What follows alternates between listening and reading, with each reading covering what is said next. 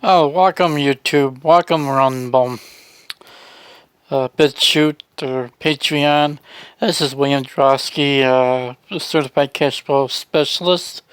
Making another video here. I'm going to be talking about September 11th there. Since it's been many years ago since the day that we shall live under, remember, in infamy. Well, it's like going back with during the Pearl Harbor attack. Well, when President Roosevelt made that remember speech there on the day of infamy, there was like plenty of people thought that we're never going to have another Pearl Harbor, never again. But since that day is like when that dreadful day happened there on September 11th there, the day that she lived in infamy for the second time. I just pretty much remember it clearly there, where I get a call from one of my sisters there in the morning. And it was just like any other morning there.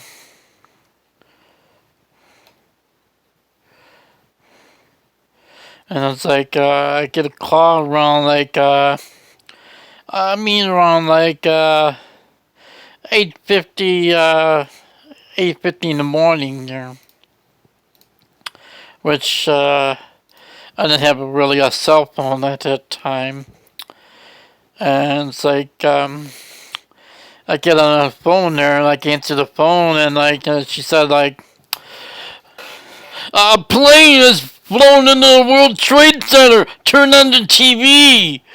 But the timeline is like pretty much evident that at that time that numerous people thought it was like a typical accident, or where some people claiming it was like a small commercial airliner, or didn't know it was either like a 737, and things were pretty much still clouded at that time. Of course, according to the History Channel, and it's like September 11th there, 2001, which is pretty much historic fact that 19 militants associated with Islamic extremists, or like a group of al-Qaeda, hijacked 4 airliners and carried out suicide attacks against targets in the United States. And 2 of the planes were flown in the Twin Towers of the World Trade Center there in New York City. And there was a 3rd plane that hit the Pentagon just outside of Washington, D.C., but there was a 4th, which known as Flight 93, that didn't make it to its target destination. But as the timeline goes, where it's pretty much like the hijackers passed through like a security screening in Portland, Maine, in the morning of that day. And it's like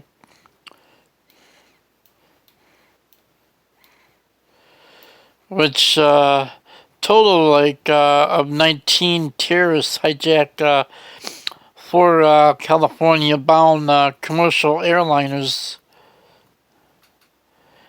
shortly after their departure, which it was like at 5:45 in the morning. And from the airports in Boston, Massachusetts, like Newark, New Jersey, and then the Washington D.C. And it's like pretty much the timelines, and like one of the hijackers was Muhammad Atta, and the other one was Abdul Aziz or an Omari. They passed through the security checkpoints with no problem there. But the story goes where the New York City's it was like a polling stations were pretty much the election day. Local elections. 6 a.m. they're open at the, and then 7:59 a.m. in the morning. Flight 11 takes off from the airport from Boston. Known as Flight 11, and with 11 crew members there, and close to 76 passengers. And then 8:15 in the morning, Flight 175 takes off, which they're both American Airlines flights from Boston headed for Los Angeles there with 9 crew members. Then at 8:19 in the morning, flight attendants, one of the flight attendants makes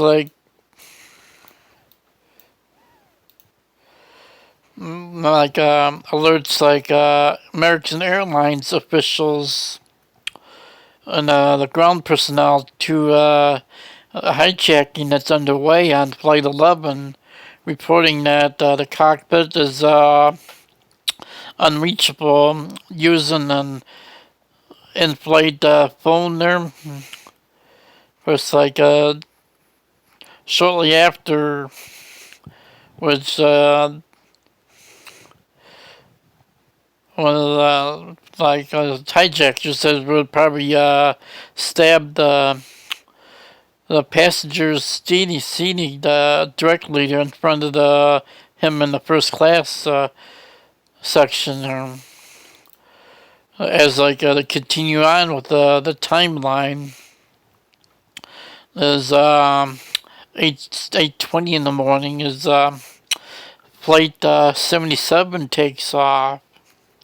American Airlines flight 77 en route both to Los Angeles takes off from the Washington International Airport,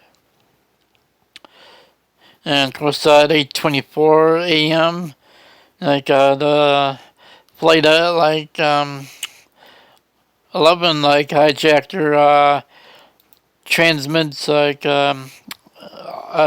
message attempting to communicate with the passengers and the crew inside the plane there, which they end up hitting the wrong button there, broadcasting and instead to the air traffic control, and alerting the controllers to the attacks minutes later. And then at least one of the other transmissions picked up by the pilot of Flight 175, and which they informed the FAA, Federal Aviation Administration, of what he had just heard a minute before his plane gets hijacked. And then 8:30, the World Trade Center finally opens up for regular business there. And also at 8:37 in the morning, Boston Air Traffic Control alerts the military of what's going on. and which brings me to Flight 93, which at 8:42 in the morning a.m., which to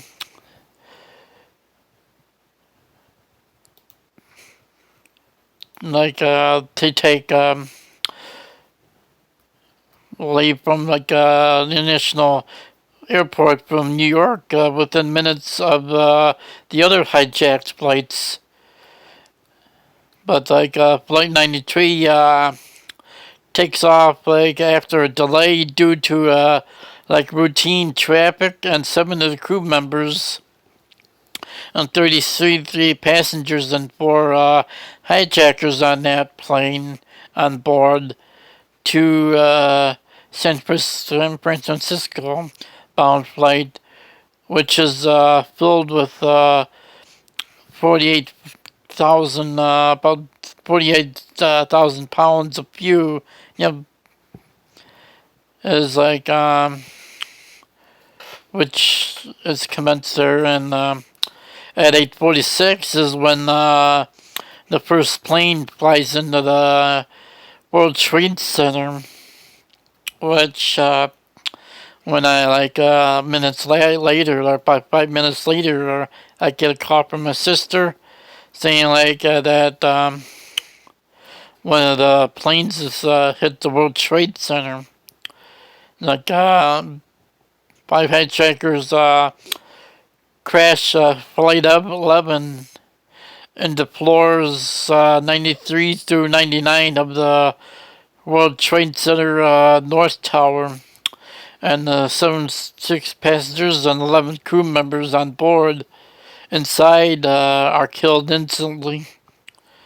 The crash severs all 3 emergency stairwells and tramps hundreds of people above the 91st floor, which makes it pretty catastrophic.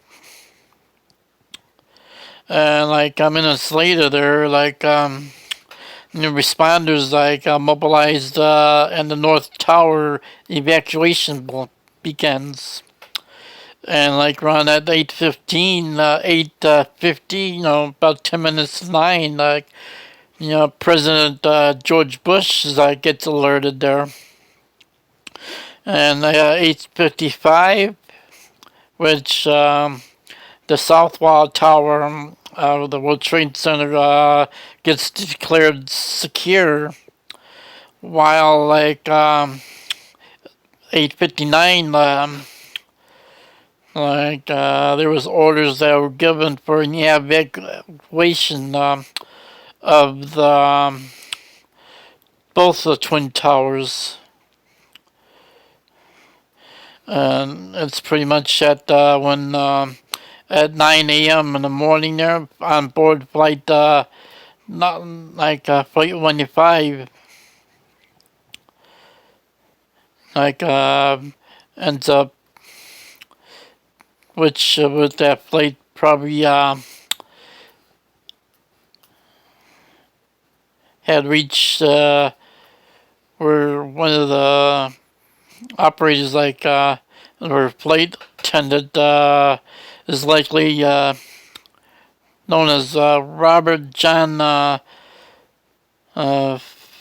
Fagman, had reached a United States American Airlines operator in San Francisco, California, and reported a hijacking that was underway. And by 9 a.m., passengers that were on the flight also called their family members, which that was on that flight. And minutes later, at 9:03 in the morning, which flight 175 hits the World Trade Center, hitting the floors 77 through 85 of the Second World Trade Center, which is the South Tower, killing all passengers on the board and the impact of the plane renders all the three emergency stairwells impassable and severs a majority of the elevator cables in the area, trapping many above the impact zone and inside the elevator cars. Shortly after the hijacked plane 175, which struck the House South Tower, some of the workers in that building jump or fall to their head deaths, in a phenomena already witnessed after the attack on the North Tower. Estimates of the number of people who die as results from falling from the Twin Towers range from at least 50 to more than about 200, which is pretty devastating.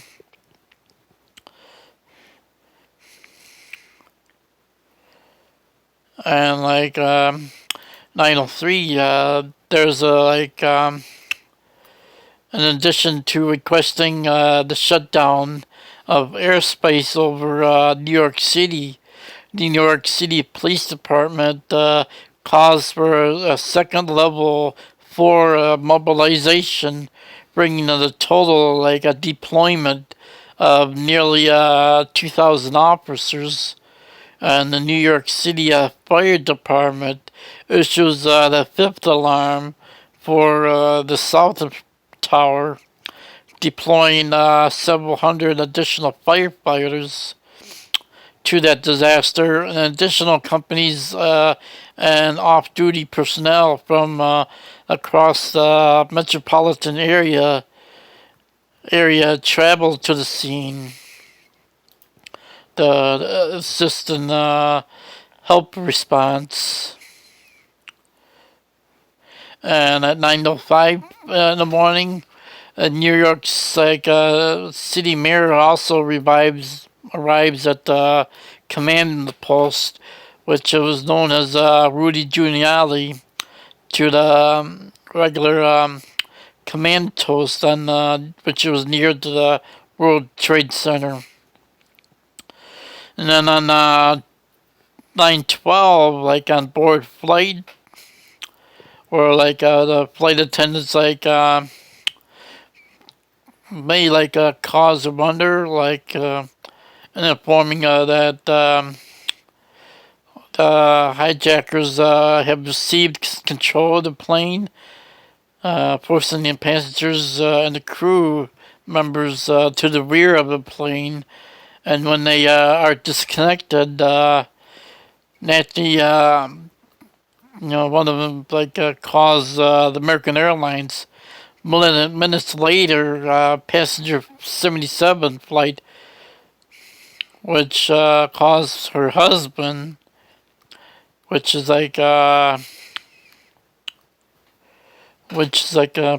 pretty much informing that who has a desk in the department, that she tells them that the hijackers have taken over the flight using knives and box cutters, which is pretty much other information pretty much valuable. And Theodore Orson alerts other federal officers which been alerted. And then 9:30, the mayor's office emergency manager is evacuated, and the timeline of the evacuation of the United States vice president was known as Cheney, Dick Cheney, from the White House, or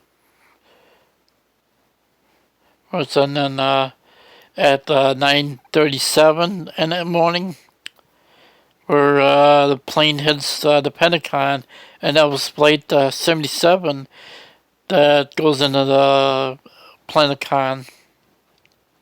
And minutes after, like 9:42, is that the Federal Aviation Administration grounds off flights. At 9:45, like there's Washington D.C. Evacuation there. And then 9:58, like 2 minutes to 10, which there was a 9/11 call from Flight 93, which they inform that plane has been hijacked. Like 37 telephone calls are known to have been made from the hijacked Flight 93, and the most placed from the rear of the plane.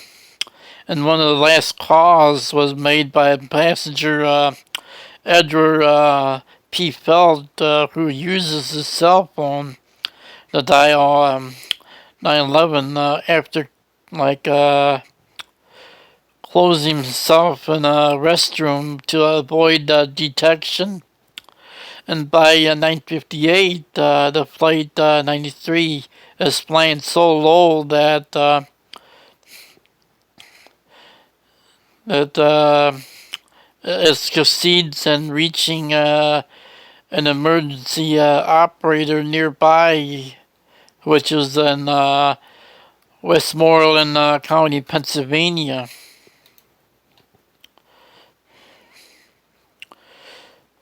And at 1 minute 10, when there's continuity, the government ends up kicking in. And 10:03, like there was a crash of 93 there, and there's been some speculation which was either crashed or shot down. Nobody really knows there. And 10:15 in the morning, there was a collapse at the Pentagon on the E-ring. And then 10:28 in the morning, there was a collapse of the North Tower.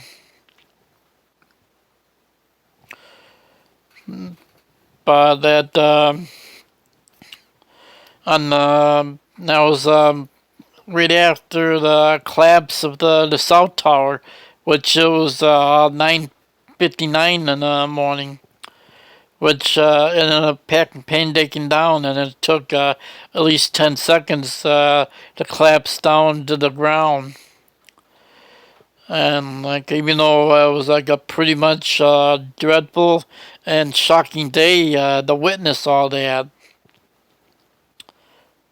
And there's a 2028, and a half hour later there, where the New York City mayor orders evacuation of Lower Manhattan.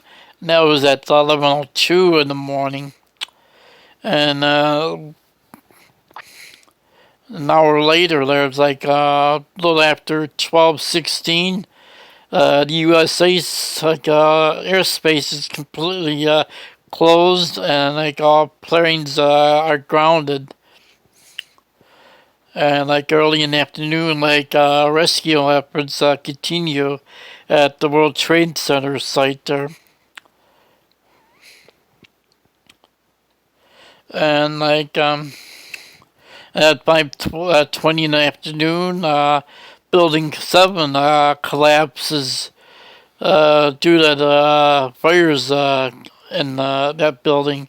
That was a result of the collapsed towers of the North Tower and the North and South Towers. And at 8:30 in the evening, President Bush addresses the nation from the White House. And at 10:30 in the evening, rescue workers locate trapped PAD officers in the World Trade Center. And not long after, in 2006, there were conspiracy theories just explode on the internet, forums in the chat rooms that it was an inside job. That there was all the speculation that the planes were holograms, that the government did it there with no really valid proof on who did it so whatsoever. And that continued on for years and years, and it's still the conspiracy theories get dealt with, or they were taken out on using some kind of sophisticated direct energy weapons.